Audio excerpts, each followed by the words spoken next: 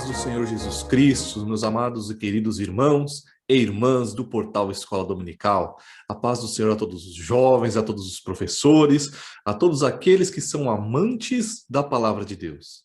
Estamos aqui juntamente com os irmãos, debaixo da graça de Deus e agradecendo por mais esta oportunidade que temos de estudar mais uma lição bíblica dos jovens, desta feita lição de número 10, cujo tema é Seu corpo é membro de Cristo. Estamos no segundo trimestre de 2021 das lições bíblicas de jovens. O título desse trimestre é O Cuidado de Deus com o Corpo de Cristo. Lições da carta do apóstolo Paulo aos Coríntios para os nossos dias. O pastor, comentarista desta revista, é o pastor Natalino das Neves, que é lá da Assembleia de Deus em Curitiba, no Paraná. Meus queridos, eu quero mais uma vez enaltecer a qualidade desta revista. O pastor Natalino desenvolveu essa revista das lições bíblicas com muita habilidade. Esse tema da lição 10 está muito bem exposto tanto na revista como no seu livro. Com isso, a proposta do portal Escola Dominical é trazer subsídios adicionais para os professores e alunos. Então, na lição de hoje, nós vamos falar de muitos textos bíblicos, vamos trazer muitos subsídios para ajudar a enriquecer a aula da Escola Bíblica Dominical. E na lição de hoje, meditando nesse tema da lição de número 10, primeiramente, vamos nos lembrar qual era o cenário lá da cidade de Corinto. Nós já estudamos na lição de número 1 que a cidade de Corinto era uma cidade depravada sobre o aspecto moral. É na cidade de Corinto que ficava o templo de Afrodite, conhecida como a deusa do amor, a deusa da fertilidade, a deusa da beleza. Estava lá numa alta montanha para ser vista de toda a cidade. E ela representava o estilo de vida imoral da cidade do Corinto e da maioria dos seus moradores, né? Então esse templo ali era o centro da prostituição religiosa daquela cidade. Eu achei bastante interessante que o reverendo Hernandes Dias Lopes, ele diz no seu livro, no seu comentário sobre a carta de Corinto, carta aos Coríntios, ele diz assim, que a lei que regia a vida deles é proibido proibir. O alimento é para o estômago, como o sexo é para o corpo. Então, nós sempre temos comentado ao longo desse trimestre que estamos vivendo os tempos de Corinto, né? Esse lema do é proibido proibir, ele prolifera muito em nossa sociedade atual. Não só no Brasil, como na maioria dos países do mundo. Eu posso fazer de tudo, o meu corpo, as minhas regras. Nós temos ouvido sobre aqueles que defendem o aborto, não é? Então, o ser humano, ele se sente hoje livre para fazer o que quer. Mas será que isso é realmente liberdade? Então, na lição de hoje, nós vamos meditar sobre alguns temas importantes, como para a gente entender sobre esta influência do pecado sobre o nosso corpo e como lidar com isso, nós precisamos também relembrar as mudanças ocasionadas pelo pecado nesse nosso relacionamento com o corpo. Também meditar um pouco sobre a sexualidade humana, a importância de nós usarmos o nosso corpo para a glória de Deus. E também hoje vamos passar por como vencer as tentações que estão aí relacionadas à imoralidade. Bom, logo de início na nossa aula, eu queria compartilhar com os irmãos 2 pontos importantes da nossa declaração de fé, que estão ali a partir da página 78. Diz o primeiro, sobre a constituição humana. Entendemos que o ser humano é constituído de 3 substâncias. Uma física, que é o corpo, e 2 imateriais, que é a alma e o espírito. O exemplo dessa constituição nós temos no próprio Jesus. Essa doutrina é chamada de tricotomia. Cristo ele é apresentado nas Escrituras com essas 3 características distintas essenciais. Todo o vosso corpo e alma, todo o vosso espírito e alma e corpo sejam plenamente considerados irrepreensíveis. Está lá na primeira carta aos Tessalonicenses, capítulo 5, versículo 23. Ainda sobre o corpo, a nossa declaração de fé, ela diz: O corpo é o invólucro do espírito e da alma. E a parte física, o homem exterior, que se corrompe, ou seja, envelhece e é mortal. O homem é carne, como criatura perecível, porque toda a carne é como erva. Está lá na primeira carta de Pedro 1:24. Rejeitamos a ideia de ser o corpo a prisão da alma e do espírito, ou de ser inerentemente mau e insignificante, pois ele é templo do Espírito Santo e templo de Deus, uma vez que o Espírito Santo habita em nós. O corpo é importante, pois Deus o ressuscitará. Assim também a ressurreição dos mortos. Semeia-se o corpo em corrupção, ressuscitará em incorrupção. Está lá na primeira carta aos Coríntios, capítulo 15, no versículo 42. Então, a nossa declaração de fé, ela já nos apresenta a importância que tem o corpo na vida do cristão. E aquela doutrina de que, olha, o corpo ele é mal por si mesmo, o que eu faço com ele não tem importância, ela é antibíblica. Porque a partir do momento que nós nos convertemos a Cristo, tanto o nosso corpo, como a nossa alma e o nosso espírito são influenciados pelo Evangelho, são transformados. Né? Um novo homem surge, uma tricotomia agora diante da presença de Deus. Meus queridos e queridas, eu estava fazendo uma pesquisa sobre a sexualidade, tanto do brasileiro como do mundo, ao longo dos últimos anos. E a mais recente que eu encontrei foi da Viacom International Media Networks. É uma empresa global de mídia. Para os irmãos e irmãs terem uma ideia, ela é detentora também do canal MTV, né? E ela divulgou essa pesquisa em 2018 e eu estava vendo alguns aspectos. O tema dessa pesquisa foi Vamos Falar de Sexo, né? E dentro desses aspectos, dessa pesquisa que foi feita com 12 mil adultos que tinham entre 18 e 49 anos de idade, e foi feita em 21 países, tá? Incluindo aqui o Brasil. E um ponto interessante que eu achei é que ela revelou que aqui no Brasil, 25% dos jovens entre 18 e 24 anos, eles são virgens. Quer dizer que 75% não são, né? Mundialmente, esse número está aí na casa dos 38%. Tá? Isso quer dizer que a cada ano que passa, os jovens em geral, eles tratam o seu corpo e a sua sexualidade de maneira deteriorada, fugindo da visão bíblica. Né? E nós, como sendo crentes, como tendo nosso padrão a Cristo, para tudo, a nossa sexualidade também deve seguir os mesmos padrões e não o padrão do mundo. Mas qual foi a influência do pecado no nosso corpo? Quando a gente vai lá no livro dos Gênesis, o começo de todas as coisas, né? Ali nós já vemos que o próprio Deus ele estabelece padrões para a sexualidade do homem. O primeiro padrão que Deus criou foi o padrão de sermos seres sexuados. E também ali estabeleceu o relacionamento sexual. Lá no livro dos Gênesis, capítulo 1, versículo 27, diz assim, ó, e criou Deus o homem à sua imagem. A imagem de Deus o criou. Macho e fêmea os criou. E Deus os abençoou e Deus lhes disse, olha lá, frutificai e multiplicai-vos, e enchei a terra e sujeitai-a, e dominai sobre os peixes do mar, e sobre as aves do céu, e sobre todo animal que se move na terra. Já vemos aqui no texto, né, que Deus criou macho e fêmea, né, já seres com sexualidade, né, e Deus aqui abençoa o homem e a mulher. E a bênção vem acompanhada sobre a ordem de multiplicai-vos, né? Então, nós vemos aqui que a relação sexual entre o homem e a mulher, ela é uma bênção dada por Deus. Mas mesmo sendo uma bênção, ela tem suas limitações. Lá nesse mesmo livro dos Gênesis, capítulo 2, no versículo 24, nós vemos assim, ó, portanto, deixará o varão seu pai e sua mãe, e apegar-se-á à sua mulher, e serão ambos uma carne.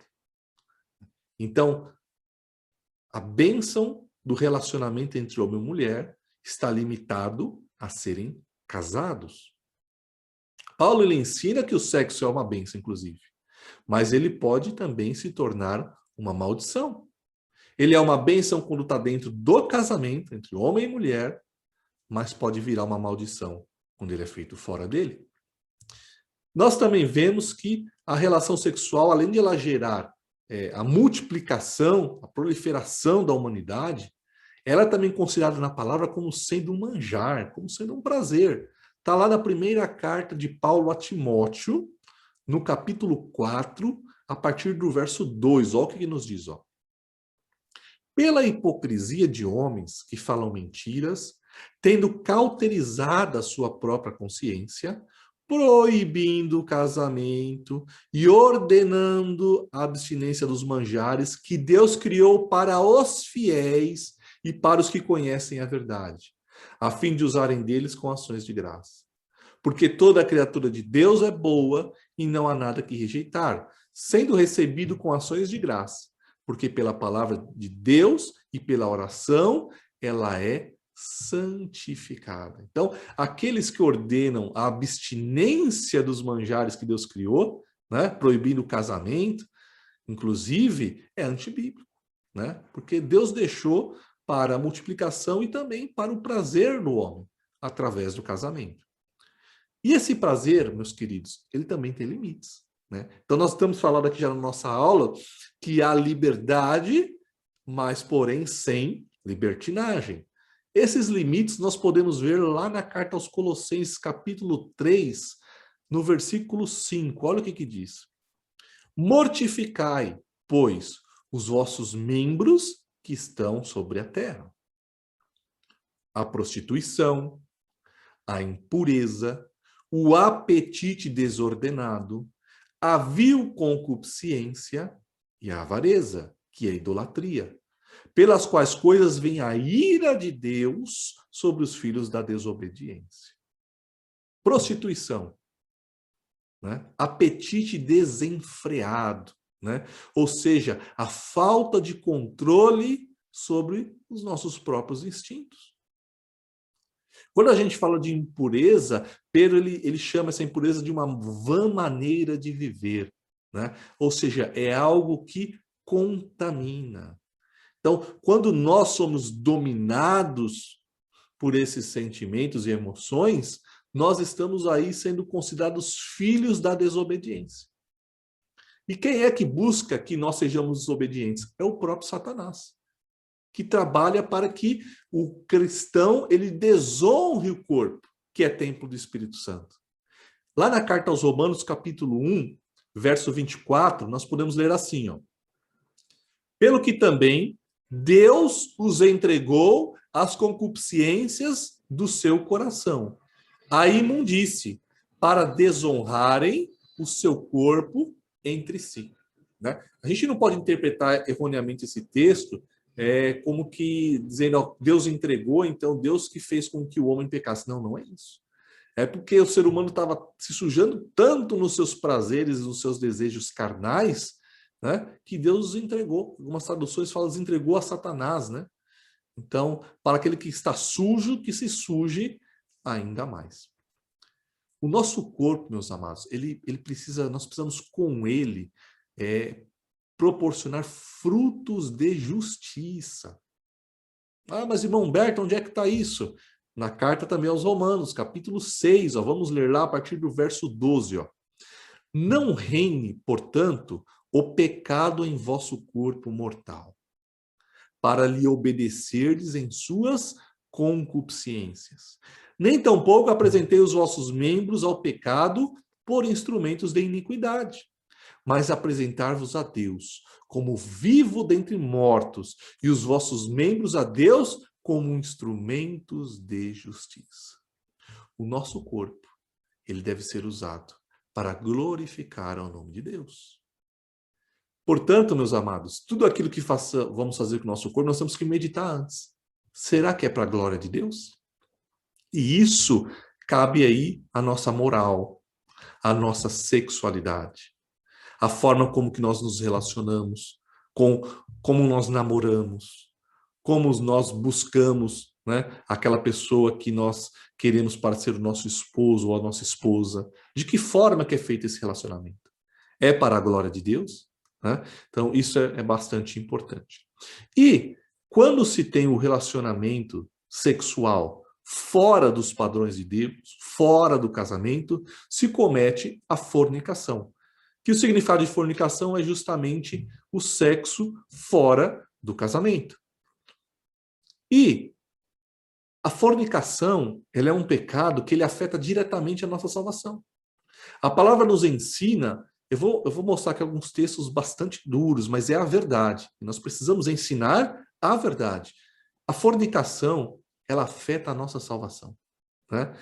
Aqueles que praticam a fornicação, a palavra diz que eles não herdarão o reino de Deus.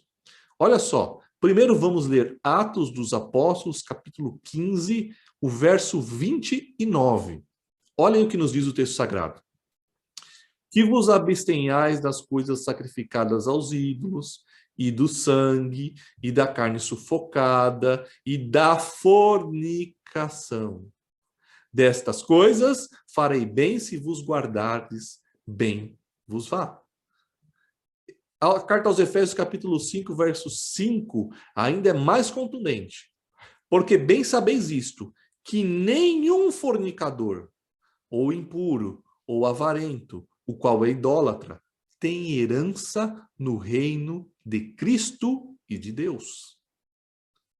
Lá no livro de Apocalipse, para finalizar esta parte, capítulo 21, no verso 8 diz: mas quanto aos tímidos, e aos incrédulos, e aos abomináveis, e aos homicidas, e aos fornicadores, e aos feiticeiros, e aos idólatras, e aos todos mentirosos, a sua parte será no lago que arde com fogo e enxofre, o que é a segunda morte. Então, nós vemos através destes textos o perigo que tem da fornicação na salvação do cristão.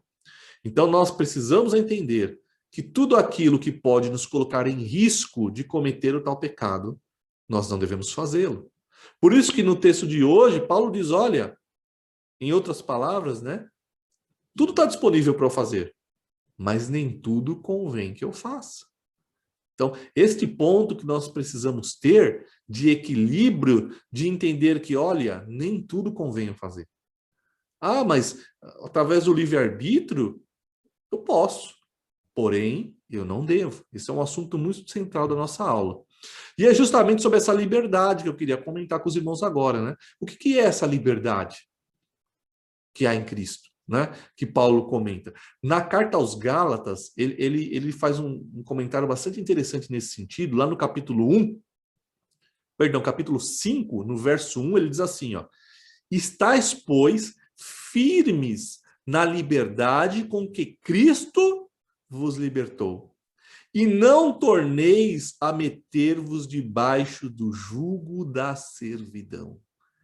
Então, a igreja lá em Corinto, assim como a cidade, eles estavam num conflito ali. Alguns estavam confundindo liberdade com libertinagem, que é o que o comentarista entra nesse assunto na revista.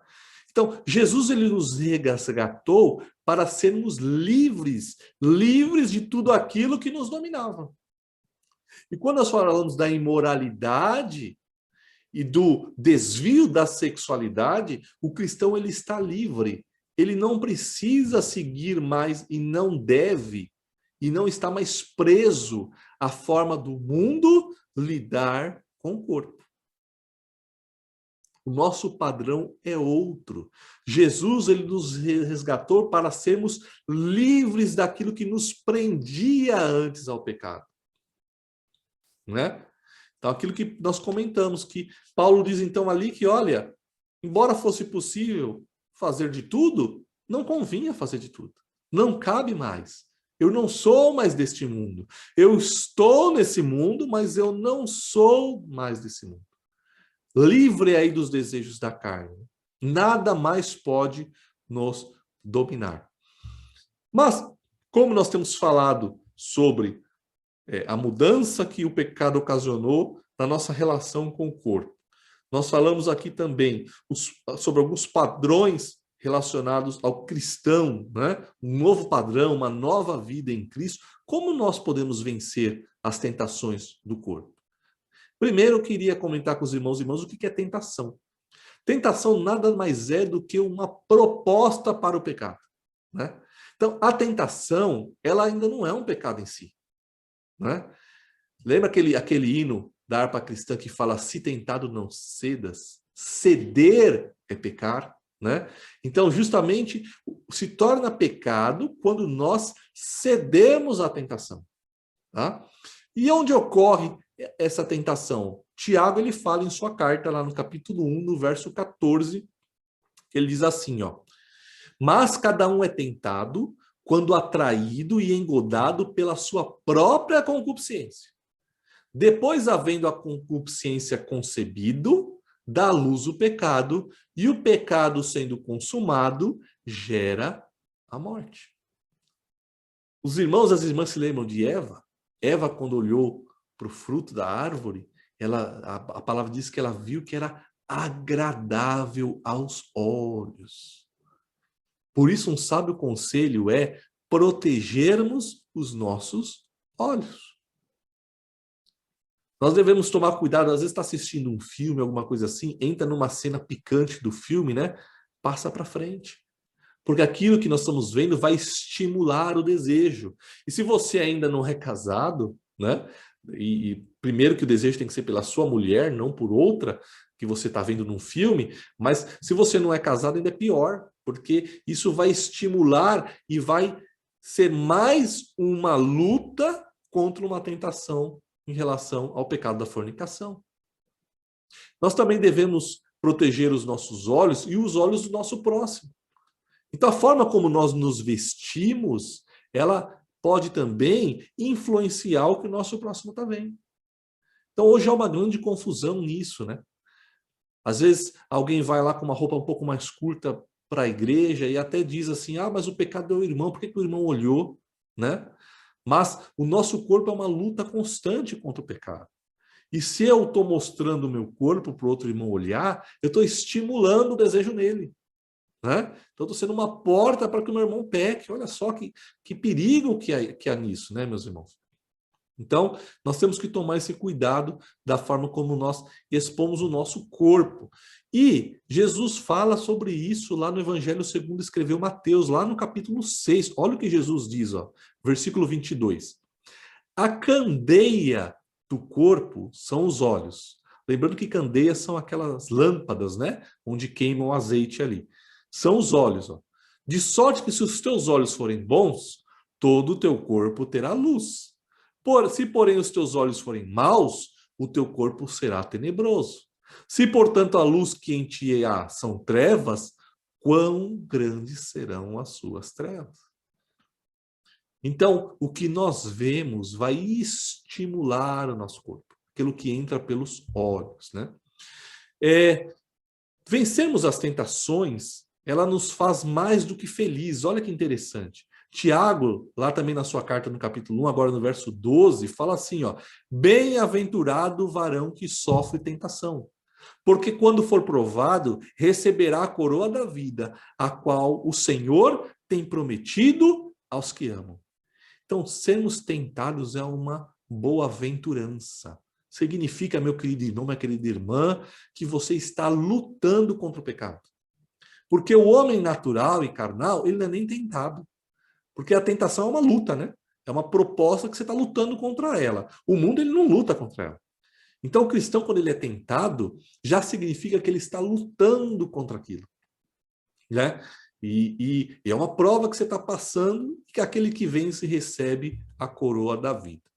Também, nós nunca podemos culpar a Deus pelas nossas tentações, né? A palavra do Senhor diz assim, ó: ninguém sendo tentado diga, de Deus sou tentado. Porque Deus não pode ser tentado pelo mal e a ninguém ele tenta. Então, a tentação, ela nunca vem de Deus. Mas quem é o tentador? É o próprio Satanás, né? Então, a tentação, nós lemos que ela pode vir das nossas próprias concupiscências e também ser uma seta maligna. Lá no Evangelho segundo escreveu Mateus, no capítulo 4, né? Onde tem ali as três tentações sofridas por Cristo, né? Durante o período de oração e jejum que ele estava vivendo, diz assim, ó, versículo 3: E chegando-se a ele, o tentador, disse: Se tu és filho de Deus, manda que essas pedras se tornem em pães. Então, Satanás, ele é conhecido na Bíblia como o tentador. Mas qual é a receita para vencermos as tentações e os pecados contra o corpo? Primeiro, medita na palavra do Senhor, de dia e de noite. Nós vemos um tempo hoje, onde, se a gente está indo para o trabalho, está na condução, né? Qualquer lugar, você consegue colocar um foninho de ouvido, ouvir um estudo bíblico, acessar o portal Escola Dominical aí no seu YouTube, temos as leituras diárias, vários estudos para você estar constantemente sendo alimentado para a palavra, né? Por trabalhar com o ensino, eu, por exemplo, sou um privilegiado, porque eu preciso estar sempre estudando para ministrar as aulas e conteúdos, né? No portal Escola Dominical, então eu sou um privilegiado por estar constantemente em contato com a palavra. Então vem a tentação, isso nos ajuda a resistir e a vir a não pecar. Lá no Salmo 119, no versículo 105, um versículo muito conhecido, né? Diz assim, ó: Lâmpada para os meus pés é a tua palavra, e luz para o meu caminho. Então, a palavra do Senhor, por que ela é lâmpada para os pés? Ela nos mostra onde nós estamos. Então, a palavra, ela mostra, olha, o que você está fazendo? Né? Ela expõe o nosso eu, o nosso interior. Tá? Ela expõe o nosso pecado, ela expõe em que posição nós estamos em relação às tentações. Né? Ela expõe como está sendo a nossa postura. Né? E ela também é luz para o caminho. Por quê? Ela mostra onde eu e você vai parar. Olha só que interessante. Então, a palavra, além de expor se o que nós estamos fazendo está correto diante de Deus, ela ainda mostra, ó, se você continuar nesse caminho, onde você vai parar? Será que é para o céu ou será que é para a perdição? Né? Então, a meditação na palavra de Deus, ela é muito importante. Né? E outro ponto importante é que nós devemos ter também uma vida de oração, porque a oração, ela nos aproxima de Deus, ela nos aproxima da comunhão com o Espírito Santo. E olha o que acontece para quem tem comunhão com o Espírito Santo. Carta aos Romanos, capítulo 8, verso 13. Porque se viverdes segundo a carne, morrereis. Mas se pelo Espírito mortificardes as obras do corpo, vivereis. Através da oração e da comunhão com o Espírito Santo, nós temos poder de Deus para mortificar, né, os desejos, as obras do nosso corpo. Nós também precisamos ter uma comunhão com Deus e ter fé. Né? Na primeira carta de João, lá no capítulo 5, o verso 4, o texto sagrado nos diz assim, ó: Porque todo o que é nascido de Deus vence o mundo. E esta é a vitória que vence o mundo, a nossa fé. Quem é que vence o mundo, senão aquele que crê que Jesus é Filho de Deus? Então a vitória está na fé no Senhor. Existe uma frase dita aí por Martinho Lutero, né? Ele tem os créditos dessa frase, foi aí um dos pilares aí da reforma, lá a partir do século XV. Ele diz assim, ó: Não podemos impedir que os pássaros voem sobre as nossas cabeças. E alguns podem até mesmo pousar nas nossas cabeças. Mas fazer ninho, né? Pode até mesmo tentar pousar, mas fazer ninho e pousar ali, isso a gente pode impedir. Então, essa relação da tentação, né? Então, a gente é tentado, circunda ali a nossa mente, tenta nos oprimir, tenta nos levar, mas virar uma prática, isso a gente pode impedir, mas aí tendo comunhão com Deus. E crente que tem comunhão com Deus, ele não vive por si próprio, ele não vive para si próprio, mas ele vive em Cristo. Né? Eu vou ler aqui um texto lá da carta aos Efésios para os irmãos, que diz assim, ó: E vos vivificou, estando vós mortos em ofensas e pecados, E outro tempo andaste segundo o curso desse mundo, segundo o príncipe das potestades do ar e do espírito que agora opera nos filhos da desobediência, entre os quais também nós, também antes, andávamos nos desejos da nossa carne, fazendo a vontade da carne e dos pensamentos, e éramos, por natureza, filhos da ira, como os outros também, né? Mas Deus, que é riquíssimo em misericórdia, pelo seu muito amor que nos amou, e estando nós ainda mortos em nossas ofensas, nos vivificou juntamente com Cristo. Pela graça sois salvos. Agora em Cristo, não buscamos mais as coisas desta terra, mas buscamos as coisas do alto, porque nós pertencemos a Deus. Viver em Cristo, meus irmãos e irmãs, significa buscar as coisas que agradam a Deus e não a nós mesmos, né? Viver em Cristo também é nos assentarmos nos lugares celestiais. Agora, nós lemos Efésios 2, né, até o 5, versículo 6, ó. E nos ressuscitou juntamente com ele e nos fez assentar nos lugares celestiais em Cristo Jesus. O mundo em que vivemos, meus queridos, ele busca a satisfação dos seus próprios desejos. Mas nós, que vivemos em Cristo, nós vivemos para satisfazer as vontades e os desejos do nosso Deus. Eu vou deixar aqui para a meditação dos irmãos e terminando a nossa aula, a primeira carta aos Coríntios, capítulo 6, versículo 20. Diz assim, ó: porque fostes comprados por um bom preço. Glorificai, pois, a vosso Deus no vosso corpo e no vosso espírito, os quais pertencem a Deus. Deus vos abençoe. Tenha uma excelente aula na escola dominical e continue com o Portal EBD. Ore por nós, pelos professores. Estamos aqui para contribuir com a sua vida espiritual e com o ensino da palavra de Deus. Fiquem todos na paz do Senhor Jesus. Amém.